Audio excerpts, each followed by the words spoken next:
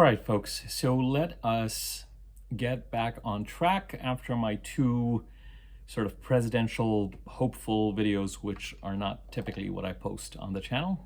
Let's get back on track with the normal stuff that I post. I typically post the weekly overviews on a Sunday or Monday, but I'm going to post it today because I feel like tomorrow or day after, I feel like with everything going on in August, I kind of want to do an August overview. And it's not as if there's a ton to talk about there, but I think it's helpful to kind of, as we go into August, to view August as one whole block or one whole entity, because it's certainly, with a few things going on there, it seems to be functioning that way. As I've mentioned to you time and again in my previous videos, we look at May, June, and July as forward-moving months, noting two Capricorn full moons on the 21st of June and the 21st of July. The full moon on the 21st of July, you may have felt related to the part of the chart in which you have Capricorn. Of course, so the house occupied by the sign of Capricorn in your chart, that is where that full moon was. I use the Western Tropical Whole Sign System.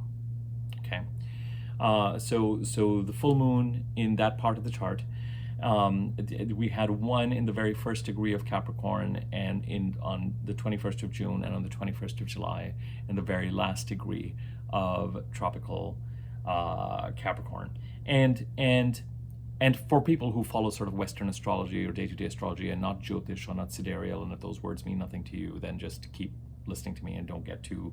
I realize that these videos are general videos meant for everyone's consumption, and some people, different people have a different...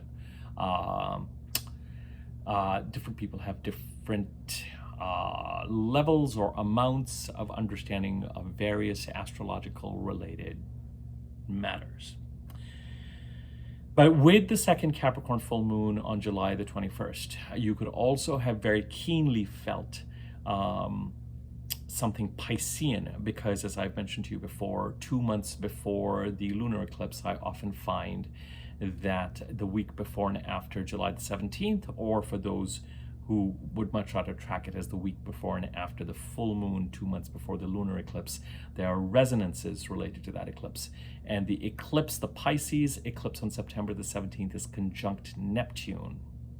So if you feel like we've been talking about the Pisces part of the chart for a long time now, and how with Neptune having going through Pisces since 2012, some of us in the Pisces part of our charts, the house occupied by Pisces in our birth chart, and what that house stands for, either we could be pursuing or moving towards something creative, musical, artistic, inspired by the muses, or something spiritual or renunciatory, or releasing the material in some ways. Or we could have been dealing with some sort of a crisis that could,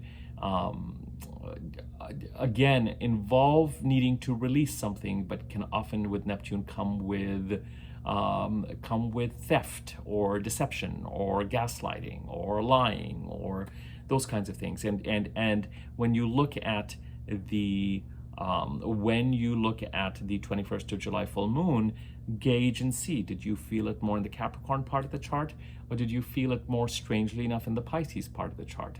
Because it would have had echoes, and you want to believe me, you don't want to. I'm constantly amazed by this for my part, because as I said to you, this is just something that I saw in my work. Never read about it, but 2 months before lunar eclipse, 2 months after solar eclipse, the new moon the week before and after, 2 months after solar eclipse, the full moon 2 months before lunar eclipse, carries strong resonances related to the eclipse, in this case a lunar eclipse that comes up 2 months after the fact. And since that was Neptune, by all means gauge and see whether the full moon on the 21st of July brought up something for you related to those themes of Neptunian crisis-related themes in the Pisces part of the chart, whether following something spiritual, artistic, whether dealing with something that feels foggy and gaslighty and not entirely clear. And it's very hard in those kinds of situations to know, is it me? Is it the other party?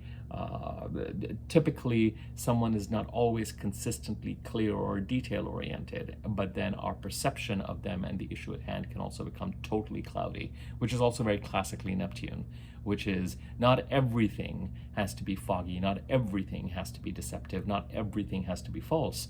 But once someone appears a certain way, it becomes very hard to view matters associated with them without that Neptunian tinge. So that is where we have been.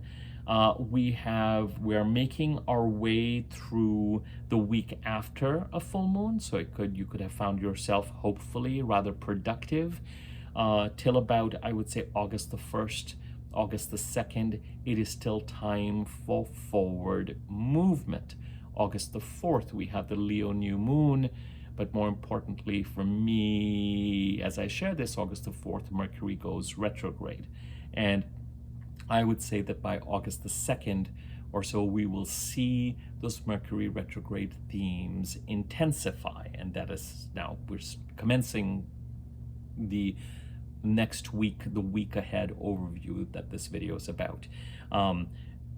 During this coming week, here are the following aspects that are going to be occurring, but we're going to work our way backwards because the week culminates on August the 4th, next Sunday, not tomorrow Sunday, next Sunday, August the 4th, when Mercury goes retrograde and we have the new moon in Leo and the month of Cancer ends. Again, I derive the word month from the way that it is kind of derived from the word moon. So for me, the new moon in Cancer starts the month of Cancer, and on August the 4th, we're going to start the month of Leo. Whatever that might mean to you or not, you can adopt. I have no problem somehow working with that system as well as the normal calendar. It doesn't confuse me.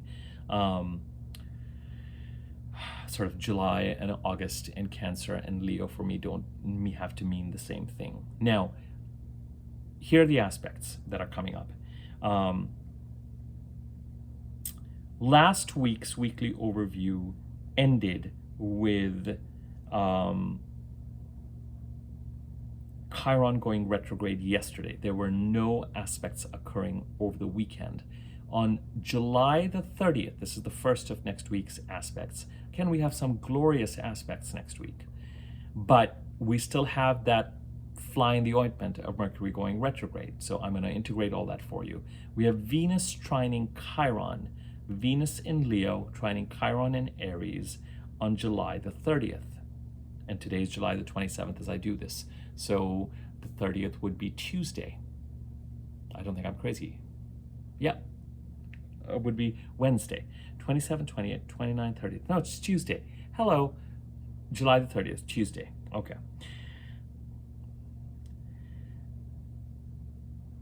August the 1st, the Sun trines the North Node. Sun in Leo, North Node in Aries. Lovely. August the 2nd, Venus squares Uranus. A slightly more tense aspect, but because of who it involves and where these planets have been and what they're about, really not nearly as...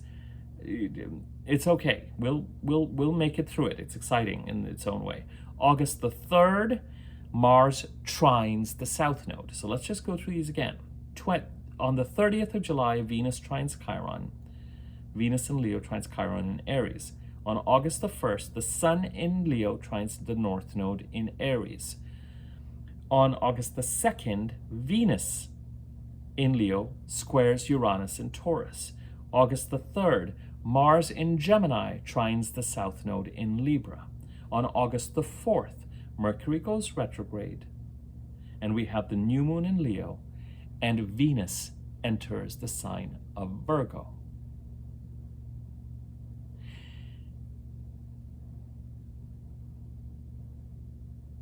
So we have at least, even this coming week, we have interesting resonances with the eclipses, partly because the last solar eclipse, which is the eclipse we are currently under, although the lunar eclipse in Pisces is starting to exercise its presence.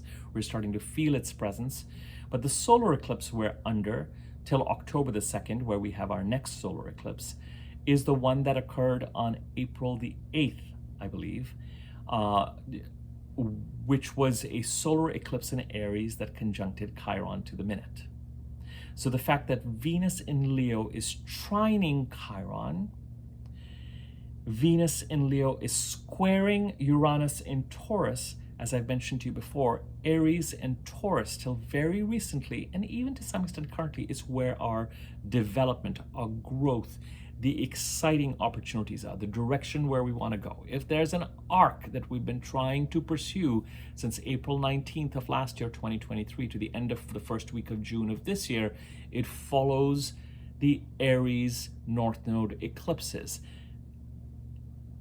An overwhelming amount of which are solar eclipses, not lunar eclipses. As I mentioned in my in my video that I did on the new Pisces Virgo eclipses, an overwhelming amount of the upcoming Pisces Virgo eclipses are lunar eclipses, which promise a kind of culmination, a desire to finish things, settle things, sort things out. Whereas the Aries Libra axis eclipses are overwhelmingly solar eclipses. Start something, move in a certain direction, grow in this direction. They are superpowered new moons.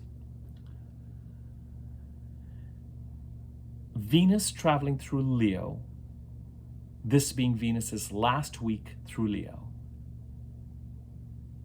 She makes 2 of the 4 aspects that we are looking at. Yeah. She trines Chiron, she squares Uranus. Is it possible or likely that some sort of opportunity, creative, financial, relationship-based relationship, is it possible that some sort of opportunity, some sort of blessing in the Leo part of our charts comes up this week? And is it possible that some sort of action needs to be taken on our side to harvest it, protect it, grow it, nurture it, in order to be able to move in the direction that we want to move, as symbolized by the Aries and the Taurus parts of our chart? Uranus's presence in Taurus is asking us to lean into carving a path for ourselves in the Taurus part of the chart that is individually ours, that is authentic to us, that may not follow conventional wisdom or conventional path, but is our path, our specific way of shining and being and contributing in the Taurus part of the chart, and learning and growing. So could something come through in the Leo part of the chart that is actually an offer, an opportunity, a conversation, a blessing, something to protect? And remember, when Mercury, Venus, the Sun are transiting through a certain part of the chart prior to the new moon, it's going to be the new moon on August the 4th in Leo that is going to activate greater action around either the communications that have been going on in the Leo part of the chart since Mercury entered Leo on July the 2nd, the opportunities and blessings created by Venus's transit through Leo since July the 12th. The Sun came in as it normally does around, July the 23rd. The Sun makes another important aspect this week when it trines the North Node, sort of, let's just call it the eclipse point, the direction we're supposed to move it in the Aries part of the chart. So even though it's the last week of the Cancer month, and the moon itself is getting smaller and smaller and smaller and smaller and smaller, and we may find ourselves energetically challenged by the time we get to August the 1st and the 2nd, as we head towards August the 4th. August 2nd, 3rd, 4th, we may be flat, depleted, depressed, exhausted, frustrated, bleak. It's amazing how bleak you can feel right before a new moon. how exhausted, how much you just want to rest, how difficult it can be sometimes to take action. And then the new moon occurs, and the wind comes in behind your sails. Now, this new moon is going to be a little bit different and tricky. August the 4th or August the 5th, depending on where you are when Mercury goes retrograde, is going to be a tricky day. And the 48 hours before, 48 hours after are going to be logistically tricky, because it's when Mercury is going direct, when Mercury is going retrograde, to a slightly lesser extent when Mercury retrograde conjuncts the Sun around August the 17th, that Mercury retrograde logistical issues peak. Last Mercury retrograde, on the day that Mercury went retrograde, as I've told you before, I decided I would be so smart and take the train to go somewhere and just be smart about it. And we were at the train station. The announcement was made that the train was coming, and it didn't come, and it didn't come, and it didn't come, and it didn't come, and it didn't come, and it didn't come. And no one came and told us, and no announcement was made. Gradually, people started to check the website and realized that a boulder had been on the tracks a few hours before, and they were waiting to clear it. And the entire train schedule was messed up. And it was one of those classic Mercury retrograde days where you would just, the train's going to be here in 2 hours. And then in an hour, it would say, oh, it's going to be here in another 2 hours. Oh, it's going to be, and then you finally made it to your destination. Everything was fine. But then the trains coming back were all thrown off because it was just a nightmare of a day. Now, do we make it through it? Yes. Now I can be I have to say, I can be a little bit uptight about things like orbs and days before and after. Let me explain what I mean. The new moon in Virgo on September the 2nd is opposite Saturn, but I tend to look at aspects within a 5-degree orb, and the opposition to Saturn is just a little over 5 degrees. It's 5 degrees in some minutes. So I actually had to kind of have this conversation with myself and just go, Abhi, the new moon is opposite Saturn, even though it's an over 5-degree orb. It's Saturn, it is a heavy-hitting planet, and you have come up with this orb that works for you, because sometimes I find discussions about aspects, you know, when there's an 8-degree orb or a 10-degree orb and people are talking about it, I'm just like, that is going a little bananas. Now, there are practices astrologically, Jyotish, Vedic, for example, where degrees don't even matter in aspects. You could have a planet transiting, or in your natal chart, you could have a planet in the last degree of Sagittarius and the first degree of Aries, which technically is close to a 90-degree square. But because they're both in fire signs, in certain types of astrological practice, the planets would be considered as trining each other, because they are in supportive trining fire signs. So any planet in Sagittarius technically would trine any planet in Aries, because it's the harmony between those signs that counts as more important than the degrees between them.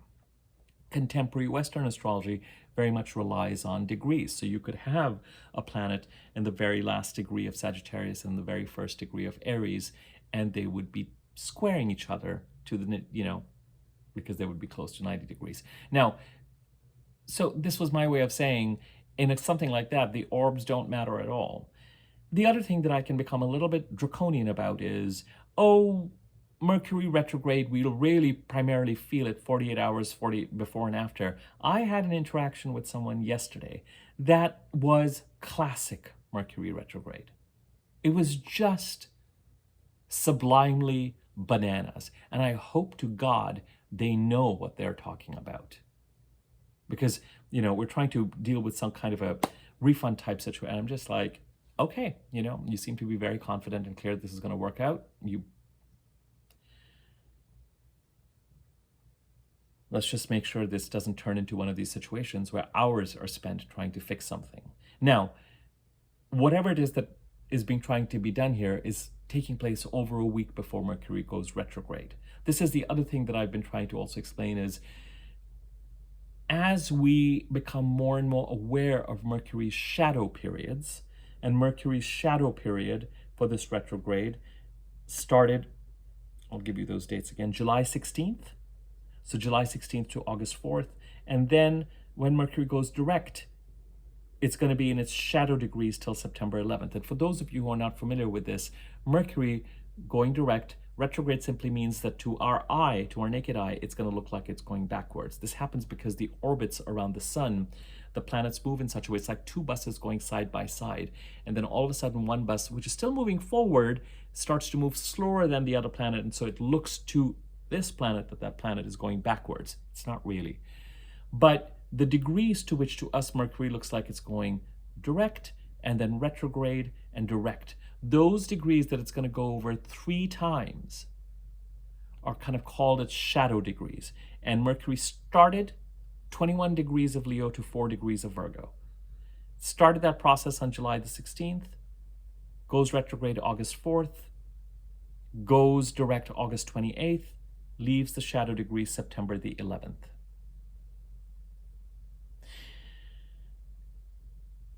It is typically decisions that are made and commitments that are made and communicated while Mercury is retrograde. And I'm going to say more like August 1st, 2nd to the end of August, let's say during the month of August, that then when Mercury goes direct, need to be rethought or more facts emerge. I have rarely, if ever, seen it happen that something gets discussed or fixed when Mercury is in its first shadow period, or even its final shadow period, and it is not retrograde, that gets open for discussion. You may find out during the Mercury retrograde, which starts up, this is the other thing when we were talking about this week, as we get to, as we get to August 2nd, 3rd, 4th, expect mayhem.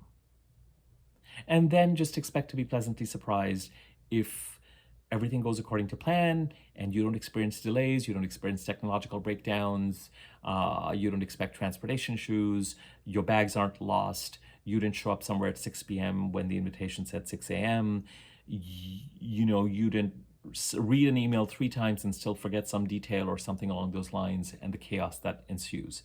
That chaos can create, the worst that it typically creates is a great deal of angst and frustration. But time is what we have, and we don't want to waste it either. So it's understandable that it creates frustration. The bigger purpose of Mercury retrograde, my darlings, is what is a retrograde Mercury going to make clear to us related to the forward movement that we have been experiencing in April, May, and June of this year, as we've been moving, May, June, and July of this year, as we've been moving forward since the last retrograde in April and the eclipses on March the 24th and April the 8th or 9th of this year. As we headed past the end of April to May, June, and July, and we have been moving forward, what in that process have we missed? What has Mercury decided we need to know and understand and have it be revealed to us? Sometimes these revelations are loud and unpleasant. The classic example I like to give is you're interviewing for a job. Everything's going well. You have a second round, you have a third round. Mercury goes retrograde and you realize, oh, this person has a favorite candidate. Oh, they already have an internal candidate in mind. Why did they do all this to me? So you go through this really disappointing, but whether logistically, and this is especially true, for example, in the light of the conversation I had yesterday, go slowly and deliberately. Don't just take action to become extremely methodical. Check 2 or 3 times. There might be solutions that are simpler, more elegant, less problematic, and may not create chaos and mayhem if you just are that much more careful and unmuddled about what you're doing and what you're asking somebody else to do or get involved in. And if things go bananas, like they did for me with the whole train situation, get really slow, really grounded, really present, and try your best to not be rocked, off your center. I was a little bit yesterday. I was just kind of repulsed and irked by a couple of things. But it's classic Mercury retrograde. It's those classic conversations, as I like to say, with customer service, where no one is really in the wrong, but the wires have just gone like this. And part of the reason why you have the bizarre conversations is because the wires have no chance while Mercury is retrograde to connect. And then all of a sudden Mercury goes direct and it's solved in minutes. You know, it's sort of that trickster planet energy, that what fools these mortals be, and Mercury's going to kind of do, you know, something puckish, as in Midsummer Night's Dream. Put the love potion in someone's eyes and make them face in the wrong direction, so that when they wake up, they fall in love with the wrong person, and then something else needs to, you know, that kind of Mercury playing games and laughing at us while we try and sort through the simplest of things that should never have been this problematic. But they can create chaos and they can create stress. Mercury retrograde, two biggest things outside of the logistical chaos, and you need to start to watch for it certainly by the time you get to August 1st, 2nd. And listen, I had a crazy day the first day of Mercury retrograde in April. The day when Mercury went direct in April was, comparatively speaking, fine. And not everybody was having a Mercury you know, so you just don't know how it's going to affect you. Are you involved particularly with something Mercury related on those days? August 1st, August 17th, 18th, August 4th, August 17th, 18th, August 28th. And once again, I'm saying 17th to 18th because that is the day when a retrograde Mercury conjuncts the Sun. So Mercury really loses its power. But it's August 4th and the 28th. Sometimes things come up around August the 4th and you have another conversation around August the 28th. And that's when you kind of get the clarity around what is going on with a particular situation, like that interview situation I gave you. Oh. Try to remain calm and not throw the baby out with the bathwater. You may learn something about a certain situation which makes you realize that you've got to bid goodbye to it. And you've learned something real, and as disappointing or heartbreaking as it might be, this is a classic Mercury retrograde card, the Five of Cups. But remember, the two cups standing behind you. So while you're going through this, oh my God, I did not know this. Why did this come up? How could this have happened? Why didn't they tell me? Why weren't they clear? Sometimes they're not clear because they're not clear, not because they have something against you. Sometimes they're involved in their own fantasy that Mercury retrograde is going to puncture. And any plans made during Mercury retrograde, when Mercury goes direct, just know, try not to commit to it. If you're going to commit to it, be prepared for it to change and make sure that the details are there in black and white before you sign anything. If you can avoid signing anything, these are things that most people know about Mercury retrograde. Try not to do it. And just watch it with amusement. But the biggest things you're looking for Mercury retrograde, number one, what is revealed to you loudly or softly about what is in your blind spot. Mercury retrogrades, ironically, can really help you become decisive about situations. The last Mercury retrograde, it was much softer for me. There were various opportunities I was pursuing, and when you sometimes are going ahead and Mercury's moving forward fast, or with 2 or 3 months, we are often so excited about going after opportunities that we're not always thinking through what it would actually be like for something to work out, and what it would mean, and what this would mean, and what that would mean, etc. During Mercury retrograde in April, the universe made it abundantly clear to me what opportunities were still open for me, what opportunity Spirit was going to close. And I realized in that moment that it made sense to close them, because it would have been such a hassle and such a pain to make it work. And really, I should have been thinking clearly about it when Mercury was going ahead quickly and fast, moving direct. But this is what Mercury retrograde will do. Now, that is a comparatively soft, but it was very decisive. Mercury retrograde presents information that will make you go back to your drawing board with your plans. And it may actually, ironically, through all the mayhem, may make you decisive about where you need to go. It's still not necessarily time to commit. If you have Mercury retrograde in your birth chart, as I've told you plenty of times, it can be a very different experience. All of a sudden, you're in sync with the world. All of a sudden, everything is happening at the right time. All of a sudden, you are not over-processing, but feeling like, okay, I'm clear. I'm seeing what's going on. I think I know what needs to be done. This is how I'm going to move forward. Bam, bam, bam. I'm putting things in motion, and the ball is rolling. Number 2, August the 4th is a new moon, so 48 hours before that new moon, expect your energy to dip. But coming back to where we started with all this, we've also got some wonderfully glorious transits that are setting us up for the new moon on August the 4th. Venus in Leo, where that new moon is, trining Chiron in Aries. Venus in Leo, squaring Uranus in Taurus. Action. I'm going to reframe that. Venusian action, relationship building, financial, availing of opportunities, saying yes to the right opportunities, growing, nurturing, feeding something with the right type of feminine energy, Venusian energy, attracting. And you attract when you are not desperate and when you are not scarcity conscious. When you are just clear about the fact that there is flow, there is spirit, there is growth, there is a consciousness. If you don't believe that, you don't have to. But with Venus, there's just this. Venus is not Mars. She does not move unless she has to, and she knows why, and she knows what she's going to do, and everything is protected. Everything is in Venus. Yeah, as I've said, it's the mysterious power that will make a blade of grass grow between rocks or anywhere. It's that divine intelligence flow.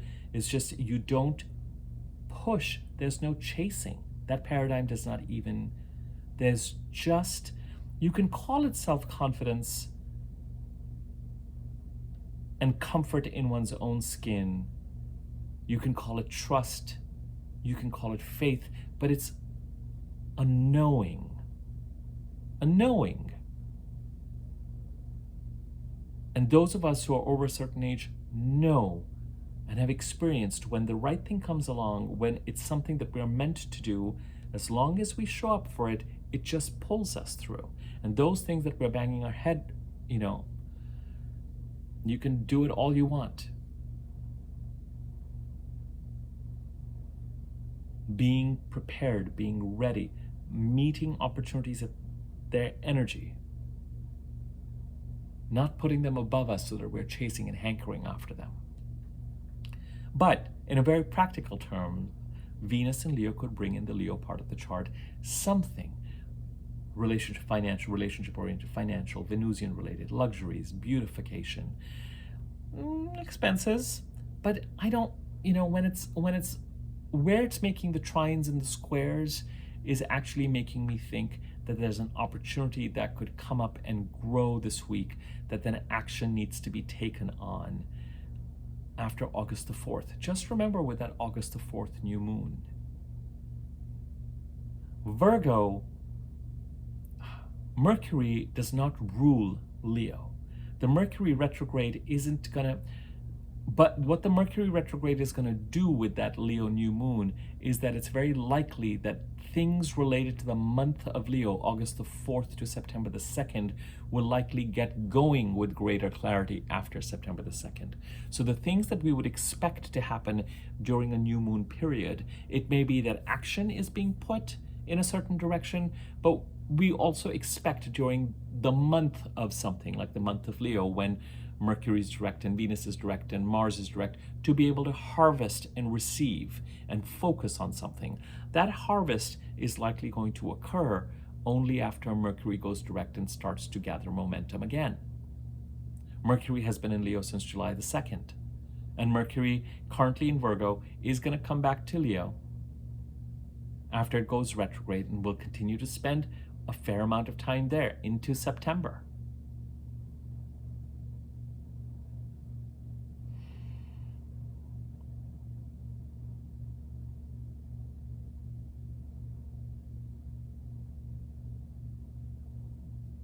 So some aspect of whatever opportunity is being brought in, communication around that, related to that, continues into September.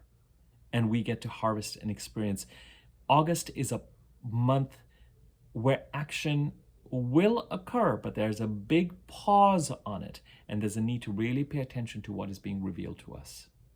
You can even take action during the month of August very comfortably, as long as it is putting you in preparation mode, because by the time, can you tell that there's a need to do an August related video? I'm sharing some of it already in this video, but by the time you get to September, we have, first and foremost, we have months, September, October till the middle of November, at least, forward movement again. But between September of this year to April of next year, there's a real complexity. In September, we enter the birth canal that we're going to exit only in April of next year through June of next year. But September, especially forward movement, October 2nd, the focus shifts on what we need to release in the Libra part of the chart till at least the middle of November, if not December the 2nd. Thanksgiving time, Mercury retrograde begins again. So something needs to be revealed to us till the middle of December. By the time we're in December, Mars goes retrograde. Goals have to be reevaluated. By the time Mars goes direct, we're headed into another Mercury retrograde and a Venus retrograde. Resources need to be aligned with what we value. Again, we need, so it's where we've been trying to go since April of last year really begins in earnest after September. So August can continue to be used to prepare to make yourself ready so that by the time the September 2nd new moon occurs, even though it is opposite Saturn, by the time the September 2nd new moon occurs, and certainly by the time we're in October, it is game on. So when we've got aspects such as Venus trining Chiron, the Sun trining the North Node, and awareness, an internal awareness of the direction we need to move in may come to us either related to this opportunity that Venus brings or not. But Mars from Gemini trining the South Node. Action needing to be taken. Pursuit of action towards goals. Protection and boundaries from conflict and competition in the Gemini part of the chart. The pursuit of goals, the protection from attacks in the Gemini part of the chart to support what needs to be released in the Libra part of the chart, related to what we need to lean into in the Aries part of the chart. If Mars is trining the South Node, whatever needs to be released in the Libra part of the chart is supporting the direction we need to lean into the Aries part of the chart. The Aries and Libra, North Node and South Node, are very activated by the personal planets this coming week. The Sun, Venus, North Node. The Sun and Venus. The Sun, the North Node, trining the North Node. Venus trining Chiron in Aries. Chiron and the North Node connected by virtue of the fact that they were conjunct to the minute at the time of the Aries solar eclipse on April the 8th. Venus activating Uranus with its square. And Mars in Gemini supporting through action and pursuit of goals in the Gemini part of the chart, and also, as I said, protection from competition and conflict. Mars being the hunter-gatherer and the drawer of boundaries. Mars protecting Venus, what we value. What we value is sitting in the Leo part of the chart, trying to move us forward. Mars pursuing goals, protecting, to help us release what we need to in the Libra part of the chart. The last eclipse cycle of release in the Libra part of the chart, middle of October of 2023 to March 24th of this year. Middle of October 2023 to March 24th of 24. Then as we head to the 4th, Mercury goes retrograde on the 4th as the new moon in Leo, and Venus enters Virgo, getting ready to conjunct a retrograde Mercury the week after.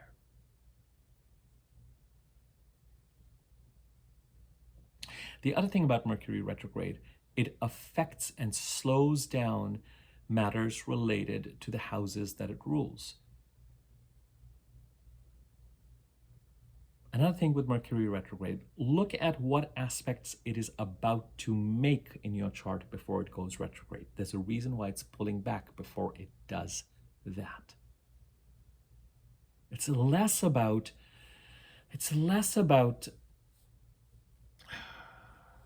what, things like what aspects it's making 3 times. All of that is helpful and important, but the larger issues are, first and foremost, what reality check is it going to give us related to the forward movement in May, June, and July? Number 2,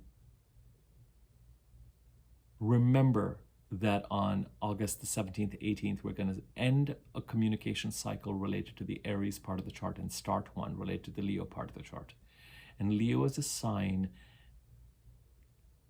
has a lot of prominence in the second half of the year and early next year, because Mars' retrograde is between Leo and Cancer.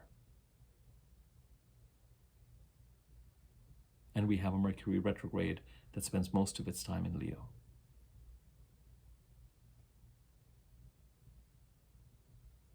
And a Mercury cycle. And don't underestimate Mercury cycles, what a bedrock they form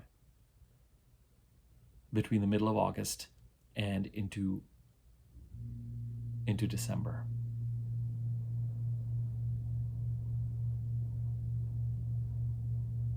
So something needs to be communicated. Communication builds a strong foundation related to the Leo part of the chart starting August the 17th, 18th. That Aquarius full moon on August 17th, 18th, squaring Uranus. I think that's when we're going to get our reality checks, or at least when our feelings about the reality checks are going to reach some sort of a peak. So be aware and be present to Mercury retrograde, Mercury slowing down types of interactions even now. I certainly undeniably had one yesterday. And I'm just hoping that it's not going to lead to chaos. It may not, considering that whatever it is that has been initiated or we're trying to do is over a week before when Mercury goes retrograde. But we'll see. Try to slow down, try to be more deliberate, try to be more careful. Err on the side of over-communicating before you take action, and you will likely be fine. If you start splashing about, it will only lead to chaos and mayhem. And try not to affect other people's lives or times negatively, because you don't know what you might be pulling them away from and how important and urgent that is. So try to not be a vehicle of chaos to the best of your ability. Would be my 10 cents. But at the same time, till at least Friday, be open to opportunities, awareness of moving forward, particularly related to the Aries North Node, the overall arc journey that we've had going since April the 19th of last year, that we're expecting to continue till the end of the first week of June of next year. And by the time you get to August the 1st, August begins, and while action may need to be taken related to communications and opportunities that are coming up during the month of August, because we are going to have a Leo new moon, and just because it's the month of August and Mercury's retrograde and Jupiter squaring Saturn doesn't mean that everything's going to come to a crashing halt. Action may still need to be taken, but August still has pause written all over it before committing. If you have Mercury retrograde in your birth chart, by all means check in with yourself and see how you're feeling, and if you're feeling decisive about certain things and if it feels right to you, then you can commit to those, I think. But still be aware that the details around stuff you're committing to might have to be revised, because while you have Mercury retrograde in your birth chart, you're likely dealing with twice the number of people, of people who have Mercury retrograde in the birth charts who have Mercury direct in their birth charts. Whatever. You're going to be dealing with a lot of people who are going to be going through their Mercury retrogrades and be affected by it in a less clear way or clarifying way than you are. So adjustments may still need to be made as you head into September. Do your best to continue to stay in action this week and even in August if there is a direction that you're trying to move towards. Keep preparing for it, because once September occurs, and especially once October occurs, you might find that you are practically breathless with the action that is required of you. And so the more prepared you are, the easier it is to swing into action. Okay, I hope you found this helpful, useful. As I said, in the next couple of days, I am going to do a video just kind of looking at August broadly. I've already done a video on Jupiter squaring Saturn. That is a big theme in August. I wonder, I practically feel like I've said all that needs to be said, but again, nothing wrong with maybe just doing a brief video as we head into August. But we're not there yet, and that's why I wanted to do this video first. And still alert you to some wonderful aspects occurring, even though they're pointing to a lot of those occurring in the sign of Leo towards Aries and Taurus. And so they're kind of pointing us to the positive and productive things that we may need to continue to work on during the month of August after the Leo new moon. But with a warning that the closer we get to August the 4th, our energy is going to be depleted. We're going to feel the characteristic dark of the moon, depression and flatness. And some of us certainly are likely going to feel either the logistical chaos of Mercury being stationary and going retrograde, or even may start to get intimations of what it is that has been in our blind spot that Mercury is starting to try to make visible to us. And it's a realization. It's something that gets processed at a mental level. It is a factual knowing. It may occur through phone calls or texts or communications or conversations or gossip or chatter or other Mercury-related stuff. But sometimes it's just a clear inner knowing that then makes you go back to the drawing board and say, okay, I guess this is what I'm committing to. As I like to say with Mercury retrograde, I put a number of eggs in this basket. That basket looks shaky. I thought that was going to be a permanent home. It's not going to be. Got it. Listen, if you learn anything while Mercury's going retrograde that is disappointing, but you can still, if it feels like it's something that needs to be discarded altogether, like the example I gave you. Oh, there's an internal candidate who's likely going to be offered the position, and you're not going to be offered the position even though you gave 3 fantastic rounds of an interview. And that means that it's going to be bye-bye. If it is bye-bye, then it is bye-bye. But you could still, it may have happened for a reason. I'm not just sugarcoating that. And you could still choose to leave the door open, or at least kind of, don't have to just destroy everything because something factual has emerged that is bursting the bubble of some sort of a fantasy or things that we were not entirely clear about. Sometimes getting clear on something actually can help us understand in a more realistic way how we might be able to work with that opportunity, how we might actually be able to build a stronger foundation related to a particular project. If we can process what we need to process that is disappointing to us, that is different from what we expected. But now that we know what's going on, we have a better or clearer sense as to, is there something here potentially for me? And even if it's not immediately visible, can I manage things in such a way that the doors are open in the right way? And I am clearer and more realistic about what is actually going on here. That'll help me as I move forward. It doesn't always have to be, oh my God, I discovered something and you never told me that, you know, it doesn't have to be a tantrum. It doesn't have to be a burnt bridge. It can actually be a stronger bridge. It may not, especially if the news is disappointing, be fireworks. And maybe that the universe is basically saying you've gotten what you needed out of this experience, and there's more from this that you need to take and build in other directions. One final thing I'm being inspired to say and to remind you is that projects that have significant developments while Mercury is retrograde may come up again when Mercury is retrograde again, either to develop further or something related to those projects may come up again. I find that Mercury retrogrades resurrect other activities and conversations from previous Mercury retrogrades, and particularly other projects that either got started or had significant developments while Mercury was retrograde.